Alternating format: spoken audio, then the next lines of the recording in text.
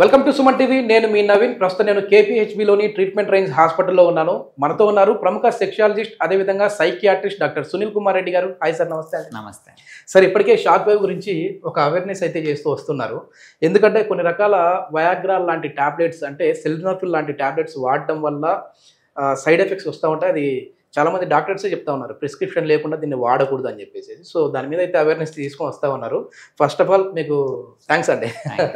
Sir, ఇప్పుడు వచ్చేసి shock వేవ్కి సంబంధించి ఒక కమెంట్ వచ్చింది. సార్, ముందుగానే నరాల బలహీనత వచ్చి అంగస్తంభన సమస్యలు వస్తూ ఉన్నాయి, దానికి మీరు షాక్ ఇవ్వడం వల్ల మళ్ళీ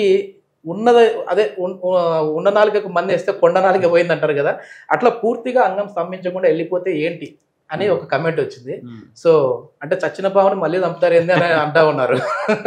సో ఈ షాక్ వేవ్ అనేది అంగానికి ఇవ్వడం వల్ల పూర్తిగా అంగస్తంభన సమస్య ఏమైనా వస్తుందా? ఒకటి ఏంటంటే, అసలు షాక్ వేవ్ అంటే ఏంటి? ఇది ఎక్స్ట్రా కార్పోరియల్ లో ఇంటెన్సిటీ షాక్ వేవ్ థెరపీ అంటాం. ఇది ఎరెక్టైల్ డిస్ఫంక్షన్లో మనము ఎక్కువ ప్రిస్క్రైబ్ చేస్తాం. సో మీరన్న నరాల బలహీనత అనేది ఏంటి అంటే, నరాల బలహీనత ఛాన్స్ ఉందండి. నరాల బలహీనత ఏంటంటే, పెద్దవాళ్లలో నర్వ్స్ డిసీజ్ అంటే బ్రెయిన్కి సంబంధించి ఇబ్బంది పడుతున్న వాళ్ళలో నరాల బలహీనత ఉంటుంది. ఫర్ ఎగ్జాంపుల్ పార్కిన్సన్స్ కానివ్వండి, మల్టిపుల్ స్క్లీరోసిస్ అనే కొన్ని కండిషన్స్ బ్రెయిన్ని అఫెక్ట్ చేస్తాయి.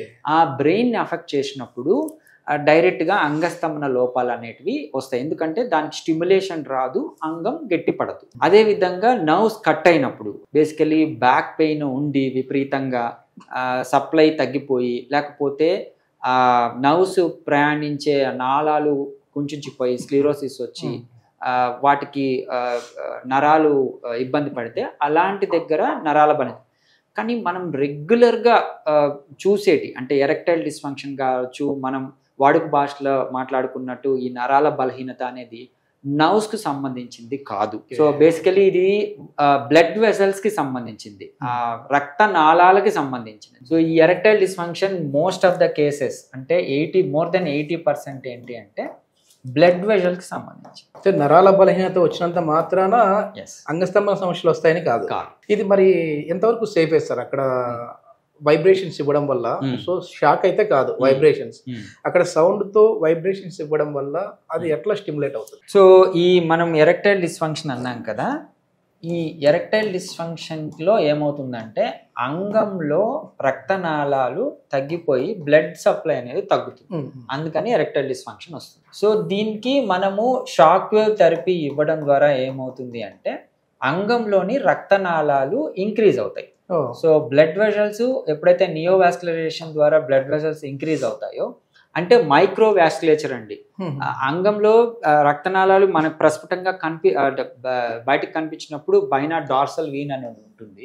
ఇది మనకు కనిపిస్తుంది సార్, రక్తం వస్తుంది. అలా కాదు, చాలా మైక్రో వాస్కులేచర్ ఇంప్రవైజ్ అయ్యే టెక్నికే ఈ షాక్ వేవ్ థెరపీ. సో మీరు అన్నారు కదా, దీనివల్ల నరాలు ఇబ్బంది పడతాయి. సో యూజువలీ ఇది ఎఫెక్ట్ చేసేది బ్లడ్ వెసల్స్ ని అండ్ దీంట్లో ఉండే టిష్యూస్ ని. సో నరాలు ఏదైతే ఉంటాయో అది ఇక్కడికి వచ్చి స్టిమ్యులేట్ చేసేదానికి ఉపయోగపడతాయి. దాని మీద దీని ఎఫెక్ట్ ఉండదు. బ్లడ్ సప్లై ఎప్పుడైతే ఇంప్రూవ్ అవుతుందో ఆబ్వియస్ గా మనకు ఈ ఎరెక్టైల్ డిస్ఫంక్షన్ అనేది కరెక్ట్ అవుతుంది. సార్, మీరు చాలా సంవత్సరాల నుంచి కూడా ట్రీట్మెంట్ చేస్తూ ఉంటారు కదా, అసలు ఈ సమస్య అనేది చిన్న ఏజ్లో ఎందుకు వస్తూ ఉంది? ఇప్పుడు పెద్దవాళ్ళకంటే సరే వయసు రీత్యా వచ్చింది అనుకోవచ్చు, కానీ ఇప్పుడు చూస్తే యంగర్స్ లో కూడా మనం చూస్తూ ఉన్నాం. ఎంతో వరకు చెప్పాలంటే డైవర్స్ కేసులు కూడా దీని వల్ల అవుతా ఉన్నాయి. మనం ఇది ఒక అవేర్నెస్ ప్రోగ్రామ్ లాగా మాట్లాడాలంటే ఏం చెప్తారు? సో ఈ ఎరెక్టైల్ డిస్ఫంక్షన్ అంగస్తంభన లోపాలకి మెయిన్ ప్రధాన కారణాలు ఏంటి అంటే ఫిజికల్ అండ్ మెంటల్. ఈ ఫిజికల్ లోపాలు ఏంటంటే ఆబ్వియస్గా ఏజ్ పెరిగే కొద్దీ వాళ్ళలో ఫిజికల్ కోమార్బిడిటీస్ అంటాం, అంటే షుగర్ కావచ్చు, హైపర్ టెన్షన్ కావచ్చు, థైరాయిడ్ సమస్యలు కావచ్చు, ఈవెన్ మనం ముందు డిస్కస్ చేసుకున్నట్టు కార్డియాక్ ఇష్యూస్ కావచ్చు, ఎక్కువ టైము హాస్పిటలైజేషన్స్ కావచ్చు. ఇలాంటివన్నీ ఫిజికల్ హెల్త్కి సంబంధించి ఇంకా చాలా ఉన్నాయండి. అంటే heart issues, dialysis, kidney issues, ఏవైనా క్రానిక్ డిజార్డర్స్. ఈ మెంటల్ హెల్త్ ఏంటి అంటే బేసికలీ యాంగ్జైటీ కానీ, డిప్రెషన్ కానీ, స్ట్రెస్, సింపుల్ స్ట్రెస్, వాళ్ళకి ఏదో సమస్య చిన్నది ఉంటుంది అది కానీ, వీటి వల్ల ఏంటి అంటే ఇతనికి ఆ మూడ్ బేసికలీ అసలు సెక్షువల్ డిజైరే తగ్గిపోతుంది. ఓకే. ఆబ్వియస్గా డిజైర్ ఎప్పుడు ఉండదో అంగం స్తంభించదు. సో దీనివల్ల ఎక్కువ ఈ ఈడీ మొత్తం ఏంటంటే సైకోసెక్షువల్ ఇష్యూస్ అంట. సో ఇదంతా మెంటల్ హెల్త్ వల్ల వస్తుంది. 80% of EDs are due to psychosexual issues. Okay. దీంట్లో ఏమవుతుంది అంటే చిన్నగా బ్లడ్ సప్లై అనేది తగ్గిపోతుంది. సో ఎప్పుడైతే అంగానికి బ్లడ్ సప్లై తగ్గిపోతుందో ఆబ్వియస్గా ఎరెక్టైల్ డిస్ఫంక్షన్కి వెళ్తారు. సో అంగానికి బ్లడ్ సప్లైని పెంచి ఈ యాంగ్జైటీ డిప్రెషన్ని కరెక్ట్ చేయటం వల్ల ఈ సైకోసెక్షువల్ ఇష్యూస్ని కరెక్ట్ చేయొచ్చు.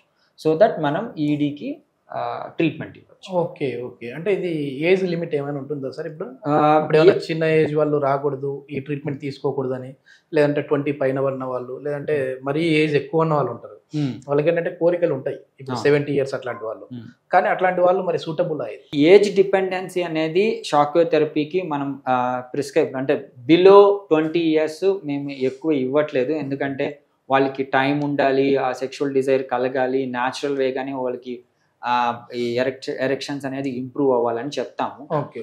బట్ అబో 20 వచ్చి ఈ సైకోసెక్షువల్ ఇష్యూస్ ఉన్న వాళ్ళకి బయట డిస్కస్ చేయలేరు, చాలా స్టిగ్మాటిక్ ఉంటారు, అనవసరంగా వాళ్ళు మెడికేషన్స్ వాడటము, దానికి ఇబ్బంది లేకుండా సేఫెస్ట్ మెథడ్ వాళ్ళకి ఎటువంటి సైడ్ ఎఫెక్ట్స్ లేకుండా మనం దీన్ని అప్లై చేయొచ్చు.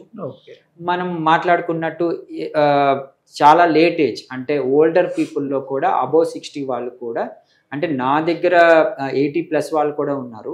బట్ షుగరు, బీపీ, ఈ ఫిజికల్ ఇష్యూస్ ఉన్న వాళ్ళకి ఈజీగా ఇది ఎటువంటి సైడ్ ఎఫెక్ట్స్ లేకుండా మనం ఎటువంటి మెడికేషన్స్, ఇంజెక్షన్స్, ప్రొసీజర్స్ లేకుండా థెరపీ ఇవ్వడం ద్వారా వాళ్ళకి ఇంప్రవైజ్. ఎంతవరకు సక్సెస్ రేట్ ఉంది సార్? ఇప్పుడు 80+ వాళ్ళు కూడా వస్తున్నారు అనేసి అన్నారు కదా, వాళ్ళకి మరి ఎంతవరకు success rate? So it's depends on వాళ్ళ పరిస్థితి, ఈడీ ఎరెక్టైల్ డిస్ఫంక్షన్తో పాటు ప్రిమెచ్యూర్ ఎజాక్యులేషన్, సెక్షువల్ డిస్ఫంక్షన్స్ ఇంకా ఏవైతే ఉన్నాయో దాన్ని, ప్లస్ వాళ్ళ ఫిజికల్ హెల్త్ అంటే డయాబెటీస్, హైపర్ టెన్షన్ ఏ మోతాదులో వాళ్ళు కంట్రోల్ చేసుకుంటున్నారు, మెంటల్ హెల్త్ ఇష్యూస్, భార్యకి, పార్ట్నర్కి, వీళ్ళకి ఎంత అన్యోన్యత ఉంది, వీటివన్నిటిని సంబంధించి ఉంటుంది.